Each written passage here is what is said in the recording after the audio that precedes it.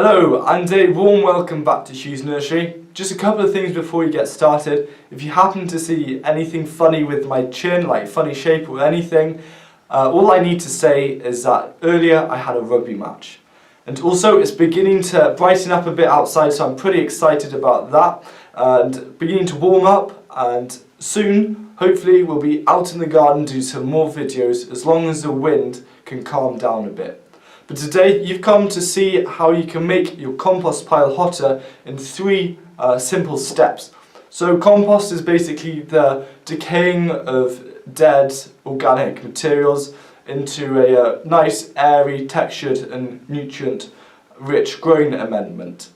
So compost is a really good soil amendment and is great for improving the soil fertility. Hot composting is really beneficial because it can kill disease organisms, it can also kill weed seeds, it might kill beneficial microbes, but these will recolonize, which is an added bonus. And then what I recommend after you've done the hot compost, just to finish off all the cycle, is give it a few weeks to allow worms and other insects to finish the process. Now when you're building a compost heap, a good rule of thumb is to have 2 parts sort of brown material which are high in carbon, such as dead leaves or cardboard, to 1 part green material which is high in nitrogen, such as grass clippings or used coffee grounds. And Stephen from the Alberta Urban Garden is going to go through the first method of increasing the temperature of your pile. Thank you, Hugh, for having me on today. A larger pile does insulate itself better from the fluctuations of the ambient air temperature outside. If at all possible, you want to aim for a pile size of 1 cubic yard, which is equivalent to 2 cubic feet or 0.75 cubic meters large.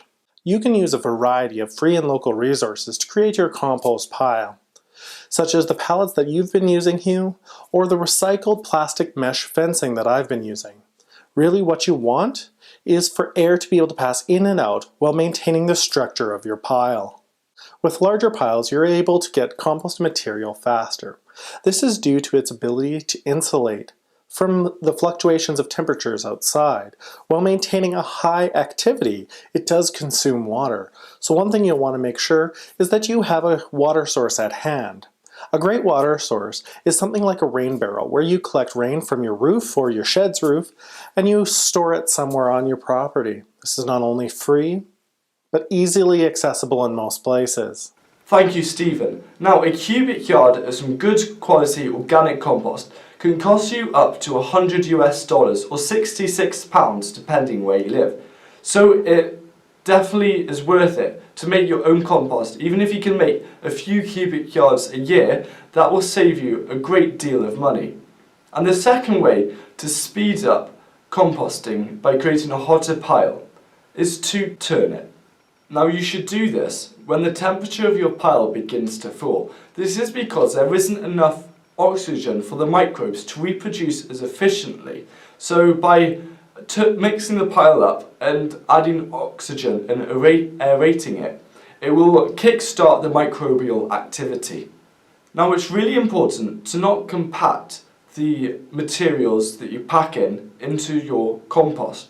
This is because when you pack in a lot of materials, it will stop any natural airflow and create small air pockets which will be used up. Therefore there won't be enough oxygen, because oxygen, along with warmth and moisture, are the 3 key ingredients to decomposition. So if you choose a pile a bit like Stephen's design, where air can freely travel in and out, that will increase microbial activity and therefore will make it hotter and increase the decomposition of the whole compost.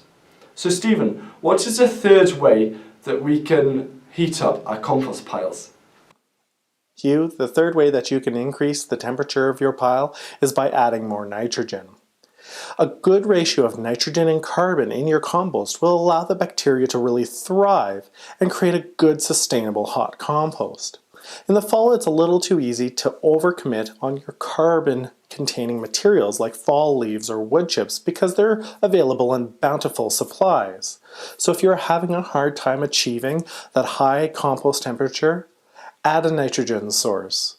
By adding nitrogen to your compost pile, you'll be feeding beneficial bacteria that actually do the composting for you. As a waste product, these bacteria emit heat. The more heat that is emitted, the more bacteria that are happy, and the process speeds up.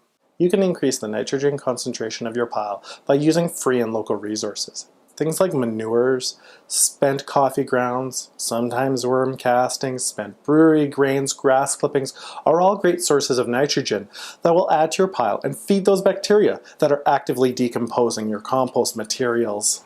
So there we have 3 great ways to heat up your compost pile to create compost faster. So the first one was looking at pile size, the second one was looking at turning the pile, and the third and final one was about adding nitrogen to the pile. So I'd like to thank Stephen from the Alberta Urban Garden channel for joining me today, and if you haven't yet, please check out the channel by following the link either on the video or in the description. So thank you very much, and thank you all for watching. I hope you enjoyed it, and I hope this answered any questions. But if you do have any further questions, please post them down in the comment section. And if you haven't joined us yet, please consider subscribing to this ever-growing community where you learn how you can grow organic produce inexpensively. I'd like to thank you all very much for watching and see you again soon. Goodbye.